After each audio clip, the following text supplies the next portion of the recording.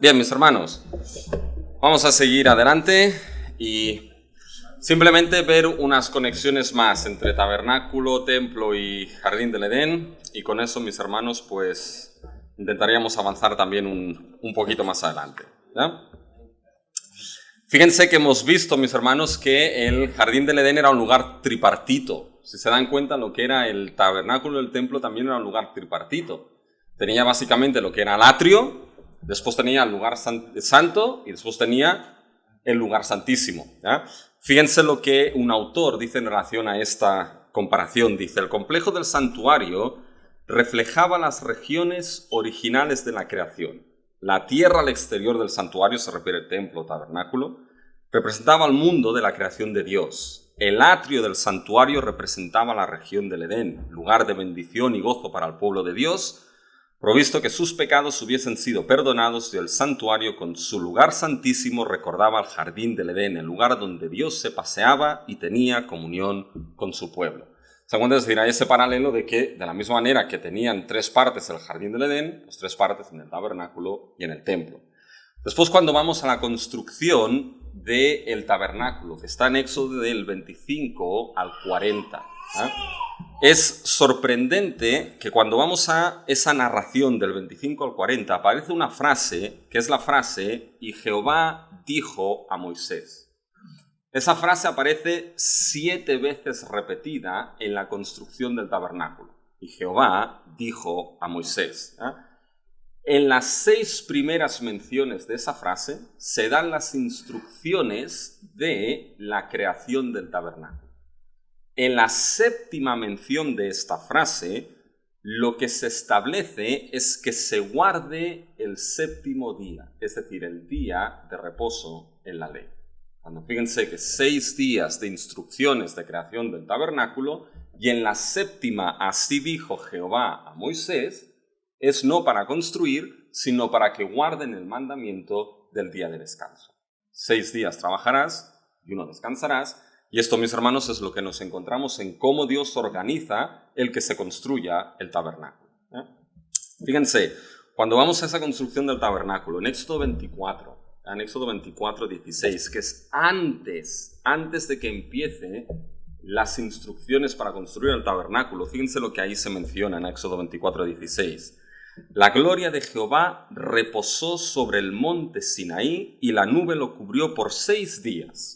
Y el 7º día llamó a Moisés de en medio de la nube. Fíjense que ya encontramos el patrón aquí de que de 6 días reposó la nube y el 7º llamó a Moisés, antes de que le dé las instrucciones de construir el tabernáculo. 6 días, el 7 le llama. Patrón de 6 y 7 como nos encontramos en la creación. Vamos después a Éxodo 25 al 40, que es donde se dan las instrucciones del tabernáculo. 7 menciones, así dijo Jehová a Moisés. En las 6 primeras, para crear el tabernáculo. En la 7ª, para que se guarde el día de reposo. ¿Se dan cuenta? Toda la construcción del tabernáculo sigue el patrón ¿de qué? Sigue el patrón de los 6 días de creación y el 7º día de descanso.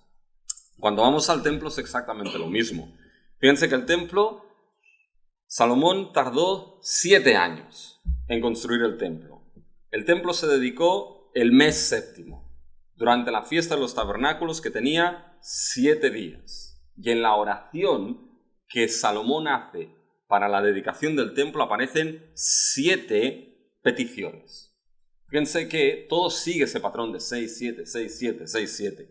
Por lo tanto, mis hermanos, ¿qué es lo que nos encontramos aquí? ¿Ya? Lo que nos encontramos es que, es lo que hemos dicho al principio, esta relación entre tabernáculo y templo con el jardín del Edén nos muestran de que el Edén era el primer templo, el primer tabernáculo que había. Y todo lo que en cierta manera Dios está construyendo aquí, fíjense que cuando Dios le dio a Israel el hecho de construir ese tabernáculo, y en lo que era el éxodo, en lo que era el pacto que Dios estableció con Israel, la señal del pacto no era la circuncisión.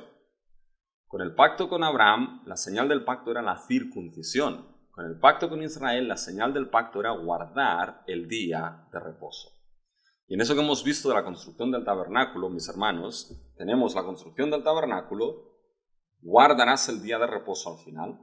¿Qué es lo que Dios está haciendo? Es como si Dios permitiese a Israel volver a ese ideal que se perdió en Génesis. Es decir, es como si Dios volviese a darle a Israel ¿el qué?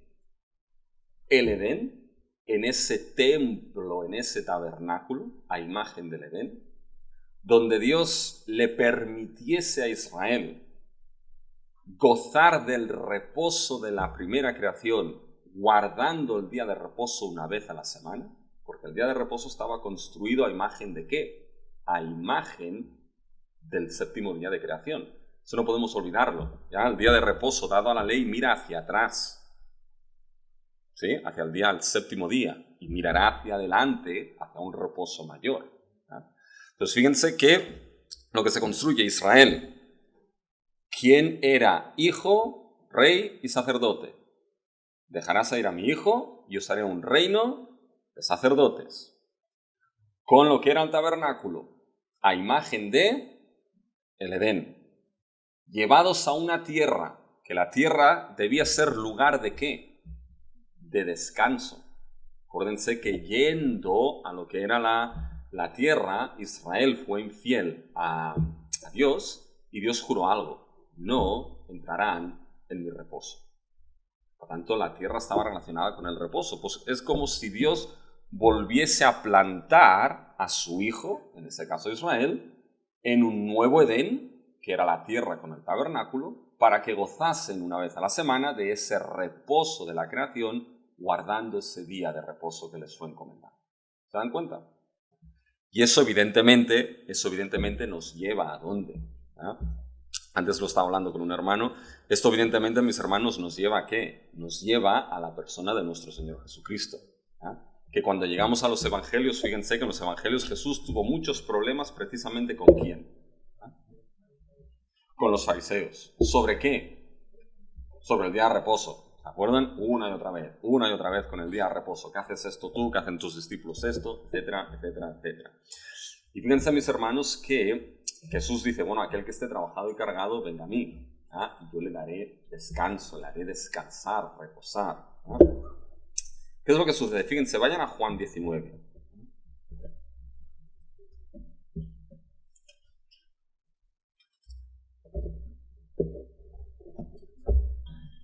Fíjense que nos encontramos en la cruz. Y fíjense los versículos 30 y 31. Ya es significativo esto. Cuando Jesús hubo tomado el vinagre, dijo, consumado es, y habiendo inclinado la cabeza, entregó el espíritu. Entonces los judíos, por cuanto era la preparación de la Pascua, a fin de que los cuerpos no quedasen en la cruz en el día de reposo, pues aquel día de reposo era de gran solemnidad, rogaron a Pilato que se les quebrasen las piernas y fuesen quitados de allí. Fíjense lo interesante aquí, mis hermanos. Cuando empezamos el Evangelio de Juan, ¿cómo empieza el Evangelio de Juan? En el principio era el verbo. Bueno, es en el principio. Juan, ¿de dónde lo saca, mis hermanos?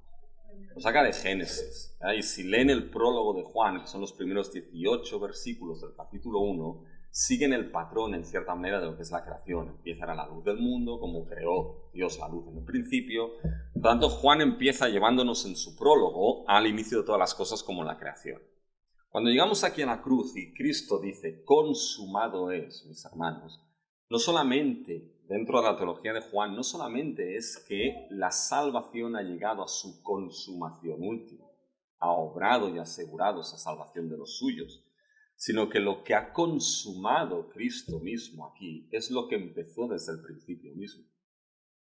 Es decir, esa obra creadora de Dios. Y fíjense que en el versículo 31 se nos menciona el día de reposo.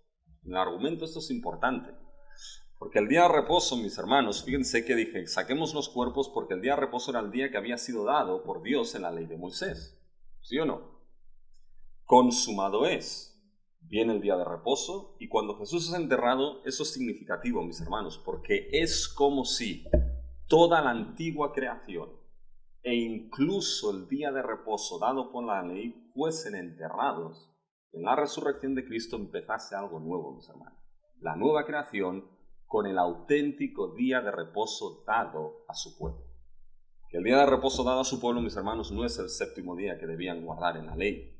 Era lo que ese día apuntaba, el reposo mismo de la creación. Por eso ahora, aquellos que son salvos en Cristo, mis hermanos, no guardamos un día particular, aunque el domingo nos encontramos como día de nueva creación, sino que el reposo del creyente son las 24 horas del día, los 7 días de la semana, porque Cristo nos ha dado el reposo no de la ley, sino de la creación misma. Nos ha devuelto a ese reposo del Edén. Y eso será consumado cuando dice Hebreos, mis hermanos, que todavía queda ¿qué? Todavía queda un reposo para el pueblo de Dios. El ya, pero todavía no. Gozaremos de ese reposo que ya tenemos cuando los nuevos cielos, la nueva tierra y el Edén, ese último, vuelva y gocemos de lo que se perdió en la primera creación. ¿Se dan cuenta? Las cosas siguen así, mis hermanos. ¿Ya? Muy bien. Y con esta descripción del Edén que ya vemos, tenemos reposo, tenemos el primer templo, ¿sí? Que es el Edén, y ahora pone al ser humano dentro de ese templo. Y nos encontramos con la función del ser humano. Y esa función del ser humano es lo que, mis hermanos, mostrará en cómo debía ejercerse el ser imagen y el ser semejanza. ¿Ya? Cómo Adán debía ejercer en ese templo el ser imagen y el ser semejanza. ¿Y cómo debía ejercerlo? Fíjense, Dios lo puso para hacer algo. Fíjense en el versículo 15. Tomó pues Jehová Dios al hombre y lo puso en el huerto de Edén para que lo labrara y lo guardase. Fíjense que Dios pone a Adán en el jardín para que haga ¿de qué? Para que haga de jardinero. ¿Sí? Lo labrara y lo guardase, mis hermanos.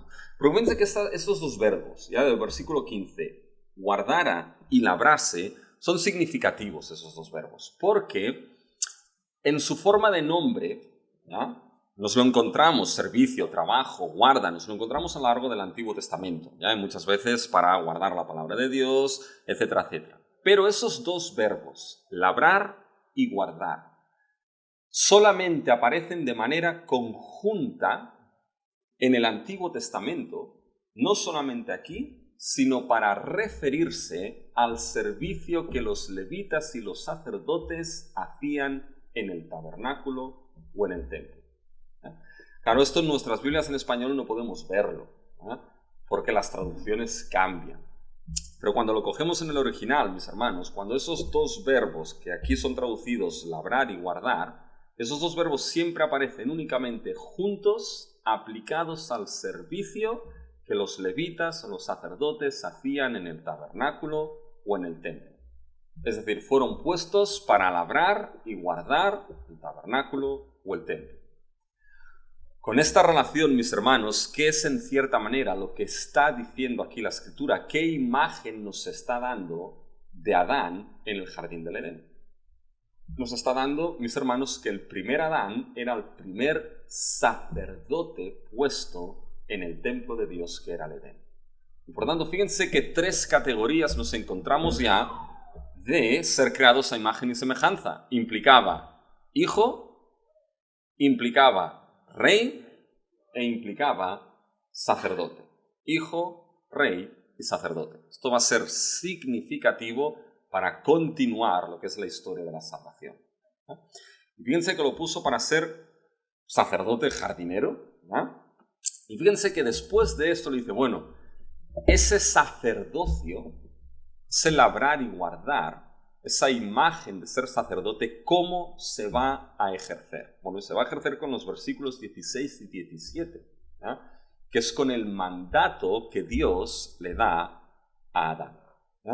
Y no es extraño encontrar muchas veces en las Escrituras que después de la palabra guardar venga lo que es la idea de un mandato, de un mandamiento.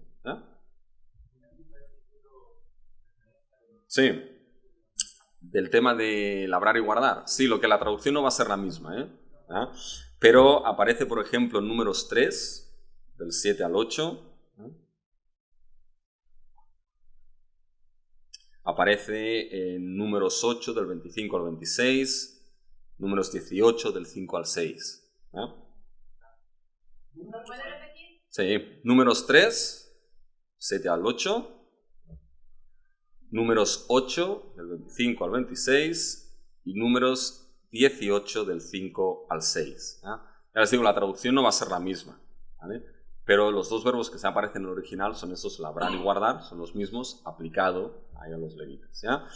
Así que entonces, fíjense que cómo se ejercía ese sacerdocio, ese ser imagen. Bueno, pues con lo que es el mandamiento, esa primera ley de los versículos 16 y 17. Y como les decía, no es extraño en la Biblia muchas veces encontrarnos después del verbo guardar un mandamiento que está, ¿ya? Porque lo que se guarda es un mandamiento. Entonces, ¿cómo aquí Adán ejercía su sacerdocio? Bueno, con lo que se dice en el versículo 16 y 17. Dice, y mandó, el mandamiento, Jehová Dios al hombre, diciendo, de todo árbol del huerto podrás comer, mas del árbol de la ciencia del bien y del mal no comerás, porque el día que de él comieres, ciertamente morirás.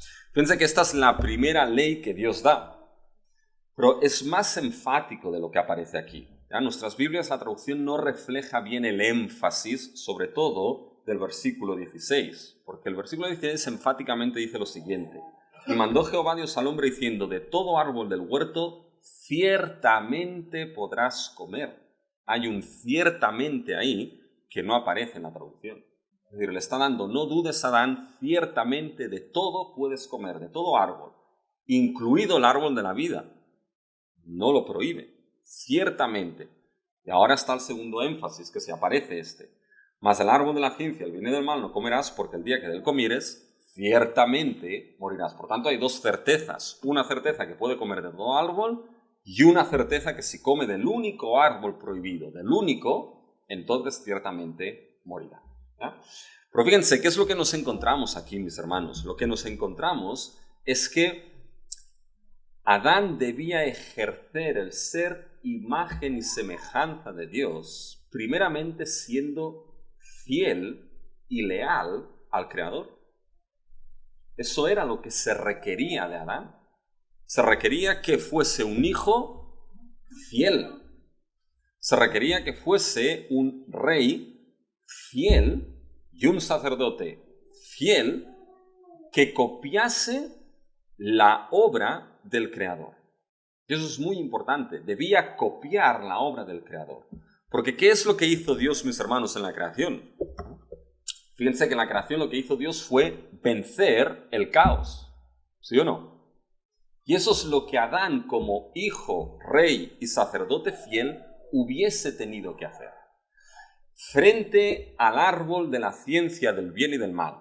¿Ya? Los árboles, como antes les he dicho, eran sitios muchas veces en el Antiguo Testamento de juicio, donde se establecían juicios. ¿Ya? Las puertas de las ciudades eran lugares de juicio. ¿Ya? Los ancianos muchas veces se sentaban en la puerta de las ciudades para establecer juicios. Y los árboles también eran lugares, entre otras muchas cosas, servían de indicadores. ¿Ya? Hoy en día nosotros en las autopistas tenemos señales que nos indican.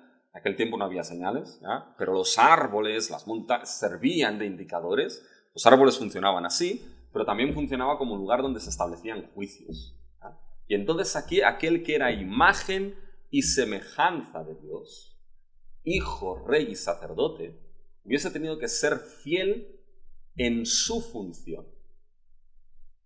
Y su función era frente a ese árbol de la ciencia del bien y del mal, que esa es una expresión que aparece muchas veces en la Escritura para discernir, establecer discernimiento. ¿Qué es lo que hubiese tenido que hacer? Bueno, lo mismo que hizo el Creador. Juzgar y vencer el caos que es representado en Génesis 3 en la serpiente. Hubiese tenido que establecer juicio, machacar la cabeza a la serpiente allí y se hubiesen acabado los problemas, mis hermanos. Pasa que no fue así. No fue un hijo fiel en ese sentido. ¿Sí? Por tanto, fíjense que esto es poco a poco lo que nos vamos encontrando en ese ideal que Dios establece, mis hermanos, en Génesis. Y después de esto, ya al final, nos encontramos que Dios le trae los animalitos. ¿Y qué es lo que hace Adán con todos esos animalitos, mis hermanos? Les pone nombre. Cogió a un animalito con orejas largas y dijo, esto se llamará conejo. Después vio un animal con cuernos y con manchas blancas y negras y dijo, esto se llamará vaca. Otros nombres, lo del oso hormiguero, no sé dónde se lo sacó. Pero bueno, en fin, le puso nombre, ¿ya? En cierta manera, ¿qué es lo que representaba esto, mis hermanos? ¿Qué es lo que significaba? Es decir, el nombrar significaba autoridad. Por tanto, fíjense que lo que está mostrando aquí, ¿ya?, es que Adán, como hijo, rey y sacerdote, estaba en una relación de pacto con Dios. ¿Por qué? Porque su función se hubiese tenido que expresar con fidelidad y lealtad. Y Adán tenía, mis hermanos, autoridad sobre toda la creación, que se ve mostrado en ese nombrar los animales. Porque debía sojuzgar y gobernar toda la creación y extender el reino. Y extender ese Edén y ese reposo y esa presencia de Dios a lo último de la vida. ¿Sí? La cuestión es que no podía hacerlo solo esto, mis hermanos. Y pasamos al final, que es precisamente lo que es la creación de la mujer. Fíjense que aquí, en Génesis 1, nos encontramos igualdad en identidad, imagen y semejanza, varón y hembra los creó, y ahora aquí nos encontramos diferencia en roles y funciones, pero hay complementariedad. Porque Adán no podía hacer esto solo, mis hermanos. Y entonces Dios lo puso en una siesta. Y le sacó una costilla, así que empiezan a contarse si les falta algo, ¿ya? Y le sacó una costilla, ¿y qué es lo que creó, mis hermanos? Creó a la mujer, ¿ya? Pensé que la creó, y Adán, ¿qué es lo que dijo? Ahora esto es hueso de mis huesos, carne de mi carne. Es decir, no es una cosa distinta, no es algo extraño, ¿ya? No es otro animalito que me ha traído, que lo nombre, ¿ya? Es distinto. Es de la misma esencia, proviene de mí, y por tanto hay igualdad. Y ambos, y esa es la cuestión, ambos, cada uno en su función y en su rol asignado por la creación de Dios, ambos debían extender la imagen, la semejanza, el reino y el gobierno del Creador. Ambos debían llevar a su máxima extensión lo que era ese reino. Por tanto, fíjense, mis hermanos, que cuando acabamos aquí en Génesis 2, ¿qué imagen de ideal nos dan los dos primeros capítulos de Génesis? Nos da el ideal sublime de que Dios es creador y rey de todo. Nos da la imagen de que ese ideal implicaba, mis hermanos, un santuario y templo en la creación, donde Dios moraba, y que debía extenderse esto hasta el fin de la tierra. Y esto era extender el reposo y la gloria del Creador, dentro del cual toda la creación vivía, moraba y se desarrollaba. Y en ese reposo, la imagen y semejanza, que era hijo, rey y sacerdote, debía extender esto hasta lo último, mis hermanos. Bien, esto es el ideal que la historia de la salvación va a restablecer una y otra vez hasta llegar a Cristo. Porque ahora pasaremos al diluvio, mis hermanos, pero si hacen un repaso rápido de la historia de la salvación, nos encontraremos, mis hermanos, un Noé, que se le dijo, multiplicad y fructificaos como el primer Adán. En una nueva creación que empieza, nos encontraremos después un Israel, mi hijo primogénito, reino de sacerdotes, en un tabernáculo a la imagen del Edén, en una tierra que fluye leche y miel, con guardar el día de descanso para gozar de ese reposo que se perdió. ¿Y qué debía hacer ese hijo, rey y sacerdote que era Israel? Ser luz a las naciones de ese reino y de lo que significaba ser pueblo de Dios bajo el reino de Dios. Israel no llegó a esto, mis hermanos, pero nos encontramos entonces que aquel que es el Hijo, Rey y Sacerdote, nuestro Señor Jesucristo. Que Él, mis hermanos, ¿qué es lo que hace? Trae ese reposo que se perdió, es quien nos lleva al reposo de Dios, es quien nos crea como templo de piedras vivas, mis hermanos, y es al que al final nos llevará ¿a dónde? A lo que vieron en Apocalipsis 21 y 22, a los nuevos cielos, la nueva tierra, con el río, el árbol de la vida, y volveremos a gozar del ideal, mis hermanos, que se perdió en Génesis 1 y en Génesis 2. ¿Se dan cuenta? Eso es lo que nos encontramos, mis hermanos, en la historia misma de la salvación. Pues bien, ahí acabamos Génesis 1 y Génesis 2. ¿Alguien ha dicho algo? Preguntas. Preguntas. Bueno, si alguien tiene preguntas. ¿Se tienen preguntas? Esto de salir aquí impresiona. ¿Nadie tiene preguntas? El hermano, el valiente.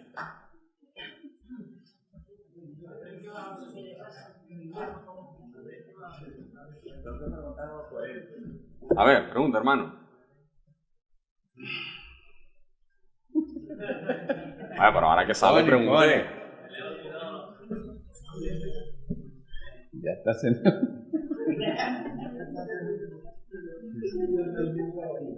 A ver, si creemos que el hombre fue creado a imagen y semejanza de Dios, como usted lo dijo, ¿por qué, mi pregunta es, ¿por qué en el huerto del Edén puso en el centro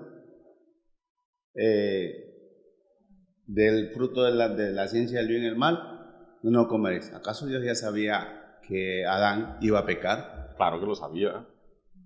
Claro, lo sabía todo. Pero no lo puso porque, te lo voy a poner para que peques. No, pero la relación de pacto se expresa con fidelidad y lealtad. Y esa fidelidad y lealtad se expresa con obediencia. Si no tienes nada para obedecer, ¿cómo expresas tu fidelidad y tu lealtad? Esto es uno. Dos, Adán tenía que copiar lo que el Creador hizo, vencer el caos. Y ese árbol era lugar de juicio donde hubiese tenido que juzgar el caos de esa serpiente que entró. No lo hizo. Entonces hay varias razones por las cuales ese árbol está ahí. Dime, ¿ve? Ahora se lo dicen a las pies. Ya lo sabía, entonces. Muy bien. Muy bien, hermanos. Entonces, otra pregunta. Muy bien.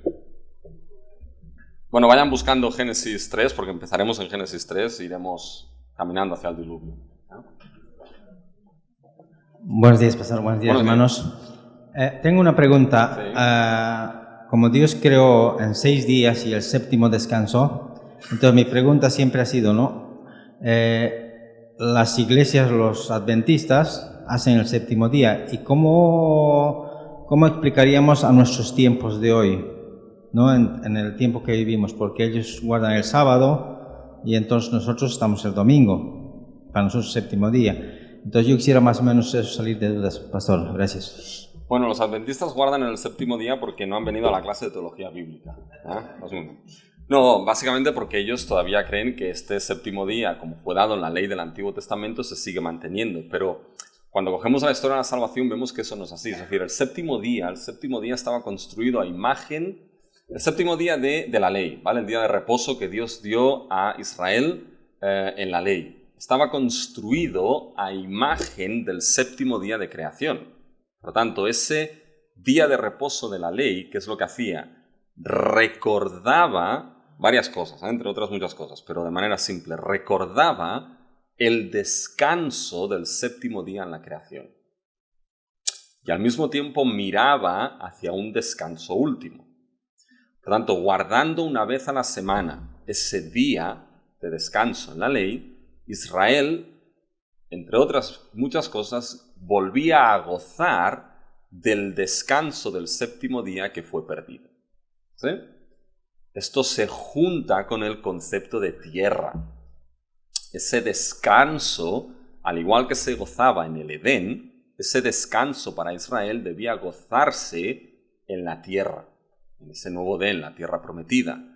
Por eso, en Números, cuando Israel fue infiel, Dios juró que no entrarían en mi reposo. ¿Qué significaba no entrar en mi reposo? Significaba no entrar para Israel en el lugar de descanso que era la tierra. Y no entraron. Esa generación quedó allí. ¿Ya? Pero la nueva generación entró en el lugar de reposo que era la tierra. Tanto fíjense, es el nuevo Edén, la tierra, gozando el reposo, guardando este día de la ley, recordando el reposo en el Edén del séptimo día. ¿Sí? Ahora bien, vamos al libro de Jueces y ¿qué es lo que pasa en el libro de Jueces? Bueno, aparte de que había un lío impresionante allí, cada vez que Dios levantaba un juez y salvaba a Israel, ¿qué es lo que pasaba con la tierra?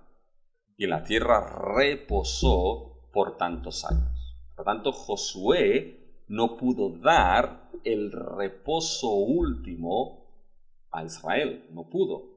En la tierra no tenían reposo, guardaban el día de reposo por ley, pero no descansaban. Por lo tanto, ¿dónde está ese ideal del séptimo día? Bueno, esto tenemos que llegar, evidentemente, a Cristo. Que Cristo es aquel que trae el cumplimiento del día de reposo, del séptimo día, del día de la ley. El reposo de la ley, Cristo lo trae. Pero es que Cristo trae el cumplimiento mayor. El día de descanso de la ley miraba al séptimo día de reposo. Por lo tanto, lo que Cristo trae a cumplimiento, ¿qué es? Es el ideal del séptimo día de reposo. Y esto se cumple sobre todo con la resurrección. La resurrección es el inicio de la nueva creación, acuérdense. Nosotros guardamos el domingo, ¿por qué? Porque es el día nuevo de nueva creación, en ese sentido. Cuando Cristo resucitó, algo nuevo hizo. Entonces, Cristo nos trae no el reposo de la ley, nos trae el reposo de lo que la ley apuntaba, que era el séptimo día. Por eso para nosotros el reposo no es un día, para nosotros el reposo es una persona, es la persona de nuestro Señor Jesucristo. En Él tenemos el gozo eterno del descanso, las 24 horas del día, los 7 días de la semana. Ya gozamos de eso que perdimos. Pero, como nos dice Hebreos, todavía queda un reposo. Josué no se lo pudo dar. Si Josué se le diese, la Biblia no hablaría de todavía un reposo que queda. Ese reposo nos lo da Cristo, que se cumplirá cuando vengan los nuevos cielos y la nueva tierra. Entonces, ¿por qué no guardamos el reposo de la ley? Porque la ley ha quedado cumplida en Cristo. Y me ha dado un reposo mayor, que es el reposo que Dios quiso en la creación misma. Esa es la idea. ¿Sí? Muy bien, mis hermanos. Pues llegamos ahora, seguimos con lo que es la historia de la salvación y vamos, mis hermanos, a lo que es ya el evento del diluvio. En el evento del diluvio nos lo encontramos en los capítulos del 6 al 9, mis hermanos. ¿Ya? Y para poder empezar a entender un poquito lo que es el diluvio, debemos empezar antes, mis hermanos. Debemos empezar no en el capítulo 6, sino que debemos empezar en lo que es el capítulo 3 de Génesis. ¿Ya? Porque antes debemos ver, es lo que vamos a ver ahora, el contexto previo al diluvio. Es decir, cómo llegamos a esa situación del diluvio. ¿Ya? Y fíjense que Génesis 3 es la caída, ¿ya? La caída cósmica, la caída del ser humano, la caída del cosmos. ¿Y qué es lo que sucedió allí? Sucedió que lo que es esa fuente de vida se perdió, el dominio sobre la creación se perdió, salió de lo que es la presencia misma de Dios el ser humano y se encontró con una creación que ya estaba hundida en el caos y que ya estaba hundida en el pecado. Pero en medio de esa creación, en medio de ese caos, mis hermanos, Dios establece una esperanza de redención, una esperanza de restauración. Fíjense, la caída de Génesis 3 va a ser importante para varias razones. Una porque, en cierta manera, nos va a permitir ver cómo ahora sigue el progreso de la historia de la redención. Nos va a permitir ver la necesidad de esa escatología redentora. ¿Se acuerdan? Ahora hay una caída y Dios tiene que restaurar ese ideal escatológico de Génesis 1 y 2. Pero Génesis 3 también nos permitirá entender el contexto del diluvio. ¿Por qué llegamos donde llegamos a Génesis 6? ¿Sí? Y fíjense, en esa caída, en Génesis 3, Dios establece una esperanza. Dios hubiese podido pasar página, pero no pasa página, mis hermanos. Dios establece la esperanza, que es lo que nos encontramos en Génesis 3:15. Que tenemos una tabla ahí, es la siguiente tabla, bueno, una estructura, ya en Génesis 3:15, que es lo que se ha llamado, mis hermanos, el protoevangelio. Eso es el primer evangelio, que es un texto que estoy seguro que todos sabemos. Y dice: y pondré enemistad entre ti y la mujer, y entre tu simiente y la simiente suya. Esta te herirá en la cabeza y tú le herirás en el calcañar. Fíjense que ahí les he puesto un poquito la estructura de ese versículo 15 del capítulo 3. Porque es importante verlo, mis hermanos. Fíjense que primeramente es Dios aquí quien, cuando da el juicio a la serpiente, en medio de ese juicio va a establecer lo que es también la esperanza de restauración. Y esa esperanza de restauración empieza con una enemistad que es puesta por parte de Dios. Fíjense, dice, y pondré enemistad, es decir, es Dios quien establece esa enemistad. Y la enemistad, fíjense que es descrita, como lo ven allí, primeramente entre la serpiente y la mujer, y entre tu simiente y la simiente suya. ¿Ya? Paremos aquí. Esto es importante porque entre ti y la mujer, entre tu simiente y la simiente suya, estas dos frases están gobernadas por la idea de que Dios pone enemistad. Eso es muy importante porque la enemistad entre la serpiente y la mujer, mis hermanos, no es una enemistad que se da directamente entre la serpiente y la mujer. Es una enemistad que se hace extensiva. Esa enemistad entre la mujer y la serpiente en realidad se hace extensiva y se ve en la enemistad entre su simiente y la simiente de la mujer. ¿Ah? Ahí es donde vemos esa enemistad. Eso resulta en cierta manera un tanto a veces difícil de tragar, pero fíjense que aquí en cierta manera hay un decreto elector de Dios. Es Él quien establece la enemistad entre dos simientes concretas, entre la simiente de la serpiente y la simiente de la mujer. ¿Ya? Entonces, ¿qué más vemos en esta estructura? Fíjense que hay una última frase, ¿ya? Que dice, esta te herirá en la cabeza y tú le herirás en el calcañar. Bien, esa frase, mis hermanos, no avanza el argumento. Esa frase, la estructura es totalmente distinta y esa frase lo que hace es expandirnos cómo será la enemistad entre las dos simientes. Yo no sé si están leyendo de la Reina Valera, vamos, la que tengo yo del 60, se van a dar cuenta, mis hermanos, que ese cambio de estructura su Biblia la indica en la traducción. Hay un punto y coma. ¿Ya? No sé si lo ven en sus Biblias, ahí solo lo he puesto por ahí. Hay un punto y coma, ¿ya? En las traducciones. ¿Ya? ¿Por qué ese punto y coma aquí? Porque ese punto y coma lo que hace en cierta manera es parar el desarrollo del argumento. Dios pone enemistad entre la mujer y la serpiente. Esa enemistad no se ve directamente entre la mujer y la serpiente, ¿ya? Porque algunos, sobre todo el catolicismo romano, dicen, ¿ves? Aquí es donde se ve lo de María.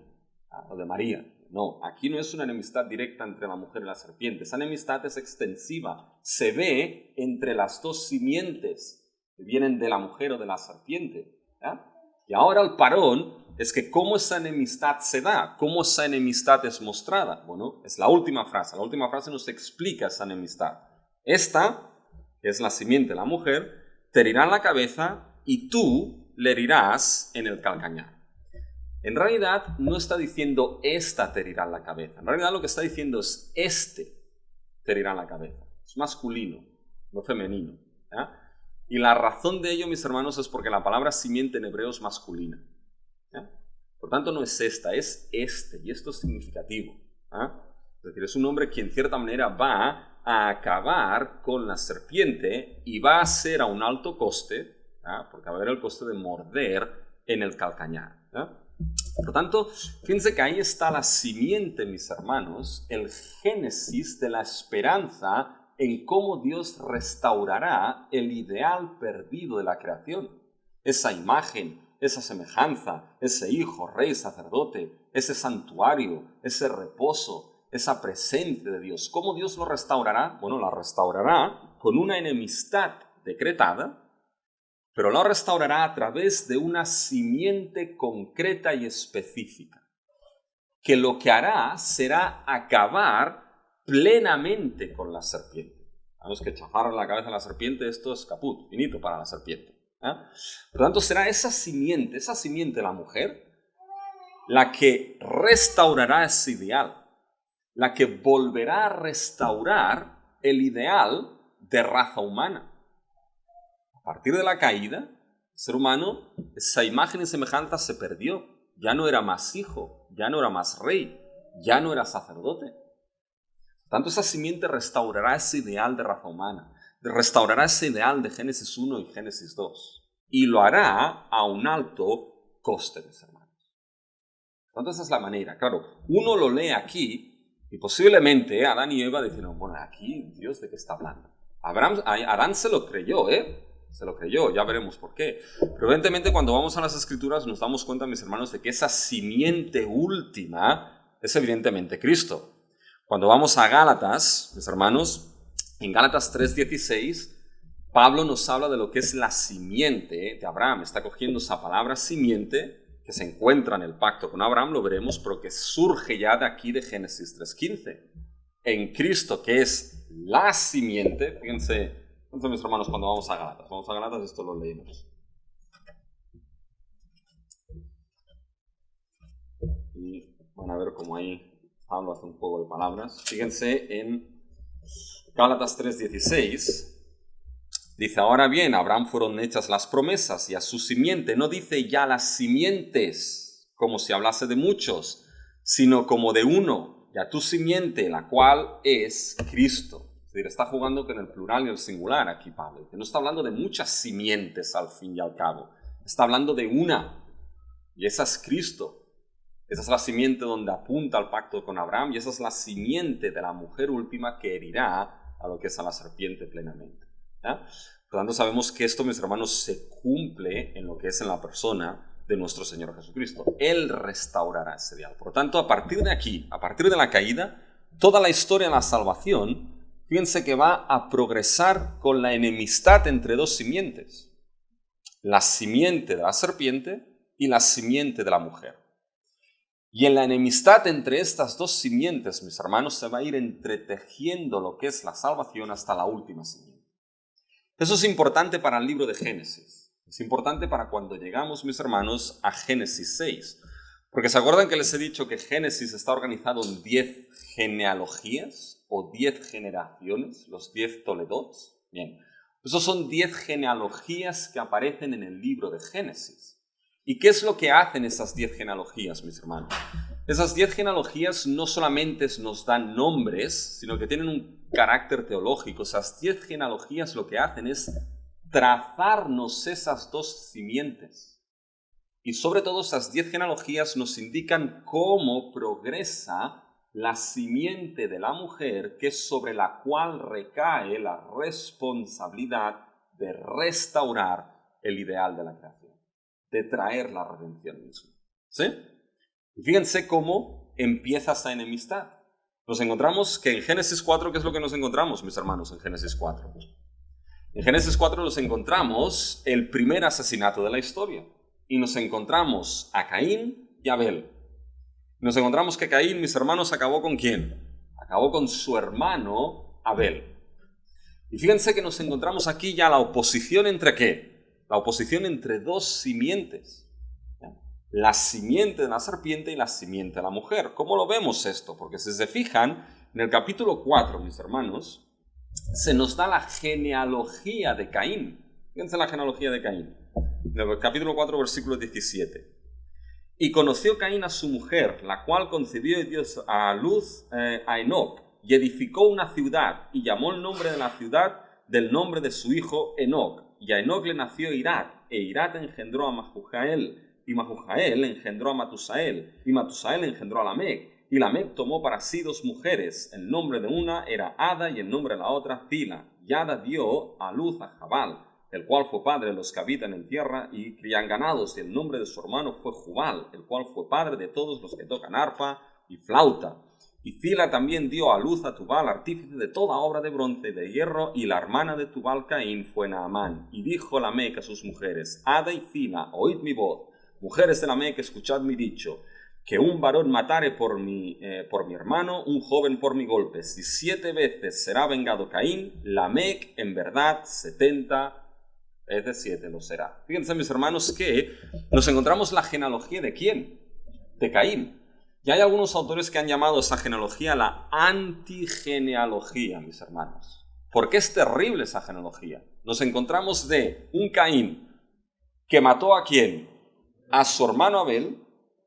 Y llegamos a un Lamec, que mis hermanos, lo que se ve en ese Lamec es la venganza. Sí, Caín, ya 7 veces será vengado Caín, Lamec en verdad 70 veces 7 será vengado. Es decir, la venganza hasta lo máximo, mis hermanos. Y fíjense que se construye una ciudad. Caín construyó una ciudad. ¿Por qué creen que construyó una ciudad Caín, mis hermanos? ¿Porque estaba solo y no sabía qué hacer? Sobre todo en ese tiempo eran muy nómadas. Mis hermanos, porque acuérdense lo que le he explicado. Esa idea de templo que se reflejaba en la historia con un templo, con una ciudad. Caín, en cierta manera, lo que está haciendo es intentar recuperar ese ideal que se perdió. El antiproyecto de Edén va a ser Babel mismo, mis hermanos. una ciudad construida para hacer el nombre del ser humano grande en ese sentido. Pero fíjense que es una genealogía que lo que nos marca, como he dicho, algunos autores llaman de la antigenealogía. De esa línea no va a venir la simiente de la mujer. De esa línea no va a venir la simiente que restaurará todas las cosas. ¿De qué línea vendrá? Fíjense, al final del capítulo 4, se nos da otra genealogía, mis hermanos. Fíjense en el capítulo 4, versículo 25. Y conoció de nuevo Adán a su mujer, la cual dio a luz un hijo, y llamó su nombre Set. Ahora fíjense lo que dice Eva. Porque Dios, dijo ella, me ha sustituido a otro hijo en lugar de Abel, a quien Caín mató. Y a Set también le nació un hijo, y llamó su nombre Enos. Entonces los hombres comenzaron a invocar el nombre de Jehová. Fíjense qué gran diferencia, mis hermanos. Set, esa genealogía, aquí Eva interpreta de que es Dios quien ha provisto en sustitución de Abel. Por lo tanto, ¿quién es aquí el que sigue con esa línea? No es el esfuerzo de Adán, no es el esfuerzo de Eva, es Dios quien levanta a Set. Por lo tanto, es Dios quien está obrando aquí.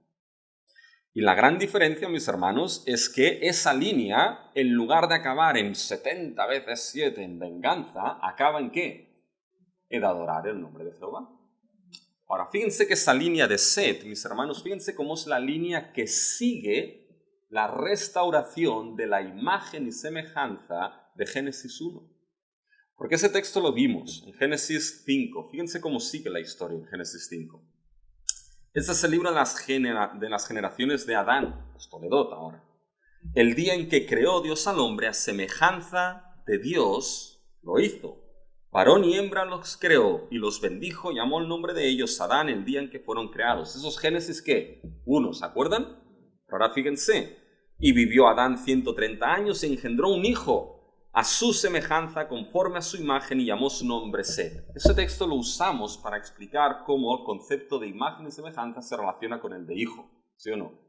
Pero fíjense dónde sigue el lenguaje de imagen y semejanza, mis hermanos. Dios creó al ser humano a imagen y semejanza, Génesis 1, 26 al 28. Génesis 5, Dios creó al hombre a su imagen y semejanza, varón y hembra los creó y los bendijo. Y ahora nos encontramos un Set engendrado a la semejanza y a imagen de Adán.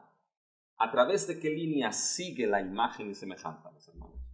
¿Se dan cuenta? Sigue a través de la línea y de la genealogía ¿de quién? De Set. Por tanto, Set es esa línea de la simiente de la mujer sobre la cual descansa el restablecimiento del ideal mismo de la creación, de esa imagen y semejanza, de ese ideal de humanidad, de ese ideal de Génesis 1 y 2, ¿se dan cuenta? Y de esa línea de Set, mis hermanos, ¿quién viene? De esa línea de Set, ¿saben quién viene? Muy bien, viene Noé, mis hermanos. Y no es significativo por varias cosas. Porque fíjense, mis hermanos, cuando vamos a Génesis 5, 29. Fíjense cómo se describe a Noé. Y llamó su nombre Noé, diciendo, fíjense, nos aliviará de nuestras obras y del trabajo de nuestras manos a causa de la tierra que Jehová maldijo. Menuda responsabilidad se le puso Noé, mis hermanos. Este es el que nos aliviará de nuestras obras y del trabajo de nuestras manos. ¿Qué es lo que se está diciendo aquí? En cierta manera, Noé será el que nos dará ¿qué? Descanso, reposo. ¿De qué? De esa maldición de Génesis 3:17, cuando Dios maldijo la tierra a causa de la caída del primer Adán con cardos y espinos. Y ahora viene Noé, aquí dice, bueno, Él es quien nos dará descanso, reposo. ¿Se dan cuenta? Es como si Noé fuese no solamente de la línea de Set que restablece esa imagen y semejanza, sino el que traerá ese reposo el séptimo día que también se perdió. ¿Se dan cuenta? Y aparte hay otra cosa significativa con Noé. Fíjense el versículo 29. Y llamó su nombre Noé. ¿Ven esa expresión? Llamó su nombre Noé. Mis hermanos, esa expresión solamente en las genealogías es aplicada a Adán cuando llama a Set y cuando Dios llama a Adán. Fíjense en el versículo 5.3. Y vivió Adán 130 años e engendró un hijo a su semejanza conforme a su imagen y llamó su nombre Set. Llamó su nombre Noé, ahora Adán llamó su nombre Set, y ahora fíjense en el versículo 2 de este mismo capítulo 5. Varón y hembra los creó y los bendijo y llamó el nombre de ellos Adán. Ese es el nombre genérico. ¿Ya? Entonces fíjense, Dios llama el nombre de ellos Adán. Adán llama el nombre de su hijo Set. Amé llama el nombre de su hijo Noé. Esa expresión llamó el nombre de solamente está en Noé, en Set y en Adán cuando Dios lo nombra. Esas conexiones, ¿qué es lo que nos están diciendo, mis hermanos? De que ese Noé es el que ahora sigue la línea de la simiente de la mujer. De que ese Noé ahora es quien va a recaer el restablecer la imagen y semejanza, el reposo, el ideal escatológico. ¿Se dan cuenta? Y así avanzan, mis hermanos, las dos simientes por la línea de Caín y por la línea de Set hasta llegando a Noé. Y esto nos lleva entonces a Génesis 6. Y cuando llegamos, mis hermanos, a Génesis 6, hablando ya de que Él nos hará descansar, quizá les tengo que hacer descansar también a ustedes, ¿no? Déjenme 5 minutos para introducir esto, y descansaremos 10 minutos hasta las 12. Pero fíjense cuando llegamos, mis hermanos, a Génesis 6. No pierdan este progreso, ¿vale? Las dos simientes que ahora avanzan. Simiente de la serpiente, simiente de la mujer, Lamec, Set, Noé. Y esto, ¡pum!, nos llega a la situación catastrófica de Génesis 6. Y ponemos la tabla que tenemos de la estructura de Génesis 6. Fíjense, cuando vamos a Génesis 6, mis hermanos, Génesis 6, 7, 8 y 9 es todo lo que es el evento del diluvio, ¿sí? Y si se acuerdan, cuando hablamos del concepto de pacto, dijimos que la primera mención de pacto en las Escrituras se encuentra en Génesis 6, 18. Cuando Dios decía, mas estableceré mi pacto contigo.